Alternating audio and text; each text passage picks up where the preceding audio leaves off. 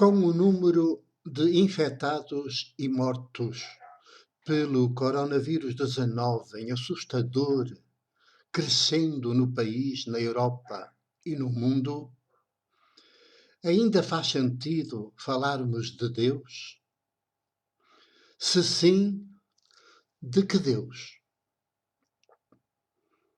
É com esta pergunta que abrimos o programa 100, parte 1 da nossa atualidade à luz da fé e da teologia de Jesus. Saúdo-vos com a minha paz, com a minha alegria e com muita preocupação, porque apesar de todos os acontecimentos, de todos os sinais nos estarem a dizer que temos de mudar radicalmente de ser e de Deus, da concepção de Deus, nós teimamos em manter-nos nesta loucura de avançar a alta velocidade para o abismo, para a destruição da vida.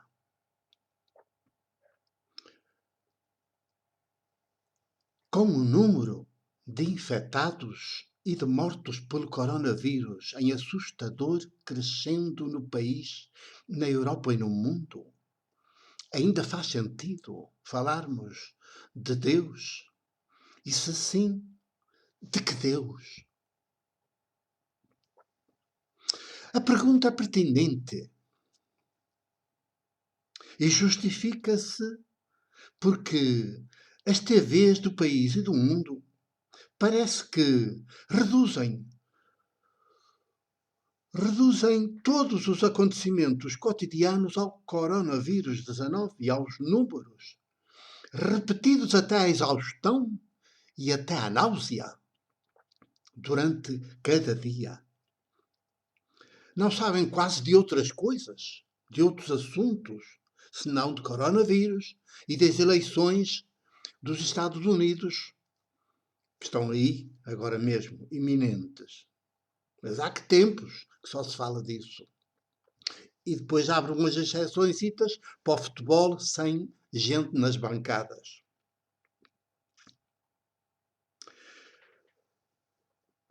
E então fala-se tanto das vítimas mortais e dos infectados da coronavírus e não se fala nada do número de mortos pela fome, pelo vírus da fome.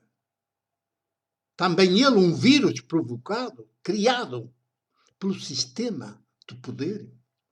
Não se fala do número de mortos da fome no mundo, que são tragicamente muitíssimos mais do que os da Covid-19. 24 milhões por dia. Não, 24 mil mortos de fome por dia, em média. Os números são oficiais. Até da ONU, que é a Organização dos Estados, não é dos povos. Mas os factos são esses, e ela não tem como esconder, como negar. Estão aí a gritar, só que são silenciados para não nos perturbar. 24 mil mortos por dia de fome. 9 milhões, cerca de 9 milhões por ano. É uma questão de fazer as contas.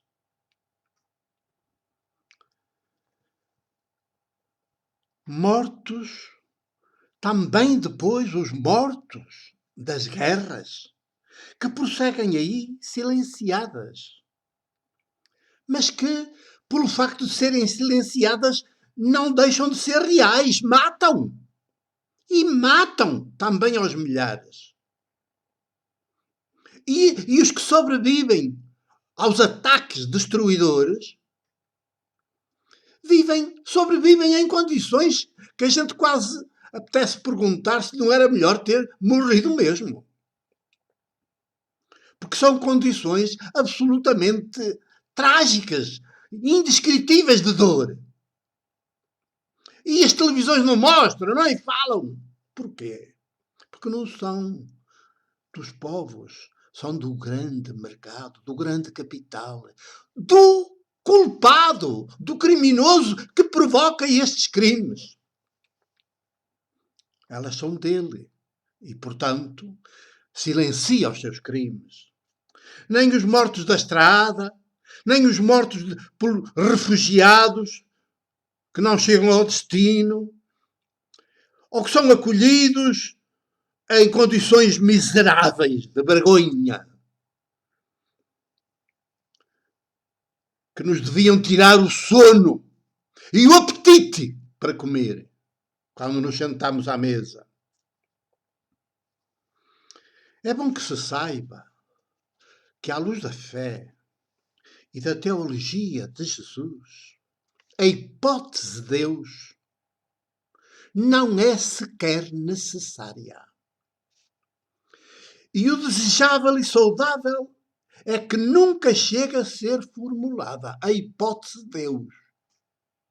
Ouviram bem, à luz da fé e da teologia de Jesus, a simples hipótese de Deus não é. O que é saudável e desejável é que nunca chegue a ser formulada. Porque todos estes milénios que nos precederam, carregados de dores e de terrores, de crimes de toda a ordem, são milénios que só Deus, o dos livros sagrados e do religioso que precedeu os livros sagrados, justificam. Justificaram sempre e até fundamentaram a sua existência. Deus, sem mais, é sempre um conceito criado. Deus, sem mais, é sempre um conceito criado pelos medos dos povos e pelos sacerdotes oportunistas que precederam os livros sagrados, os sacerdotes do religioso que precederam os livros sagrados. E quando a escrita é inventada, não há vencedor de guerras que não queira ver justificado e branqueados todos os seus crimes como vencedor, é evidente. E que sejam justificados e branqueados com narrativas escritas que o apresentem a eles vencedores como abençoados por Deus. Abençoado. Aí está a hipótese de Deus. Era melhor que nunca se falasse nele. Para justificar os crimes. Porque todo vencedor é um criminoso. Ouviram? Todo vencedor é um criminoso. É vencedor à custa de muito sangue derramado. Deste modo, Deus é sempre concebido o mais poderoso, o poderoso dos poderosos, o todo-poderoso. Não é assim que diz o Concílio de Niceia, Constantinopla e o seu credo? O todo-poderoso. Que está por trás de todos os poderosos que a gente agora conhece no dia-a-dia. Sucessivamente, de geração em geração.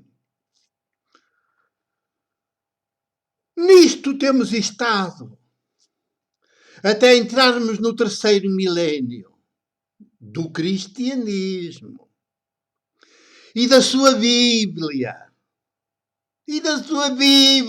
Que é mandada escrever pelos vencedores, não pelas vítimas deles.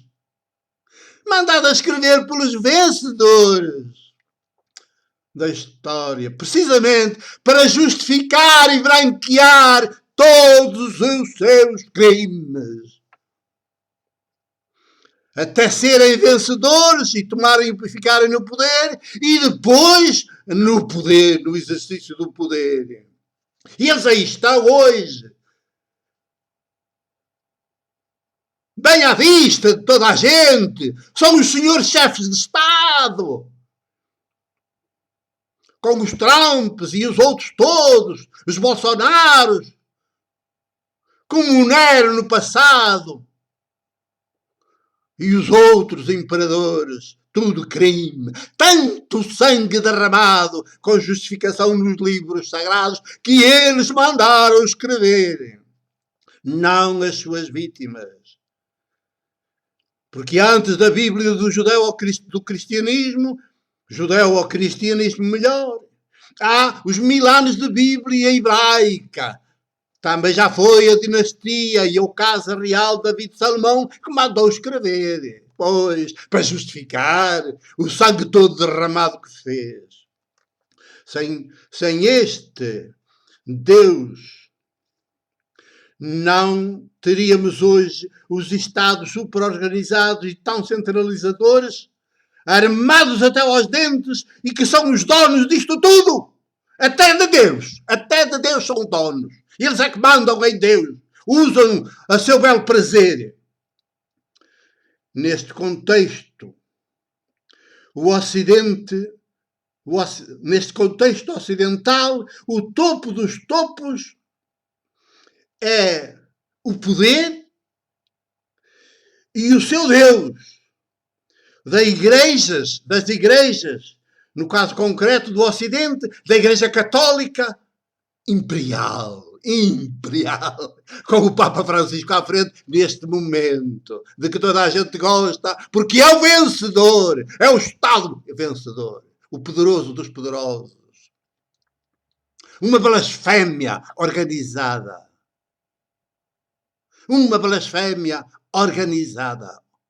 Que a gente tem ignorado, tem branqueado.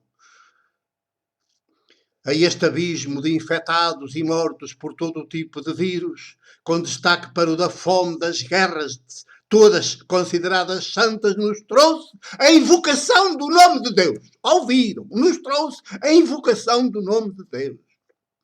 Isto é horrível, é tremendo. Ao contrário de todas as religiões e igrejas, de todos os Estados e de todos os livros sagrados, dos teólogos, das universidades, dessa treta toda elitista,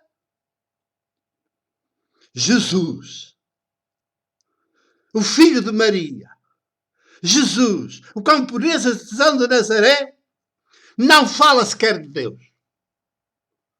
E sabem mais uma coisa? Não se ocupa com Deus. Não é sacerdote. Portanto, não se ocupa com Deus, nem com os lugares santos, nem com as coisas santas, ditas santas e sagradas. Os santuários dessa treta, dessa porcaria, desse veneno, desses vírus. Não é sacerdote, não é doutor da lei, portanto não é considerado um teólogo oficial, não é catedrático de teologia, é o camponês. O ser humano, o mais frágil dos seres humanos. O seu dia-a-dia é vivido longe dos templos e dos palácios, a cuidar daqueles que ninguém cuida, das vítimas dos poderes.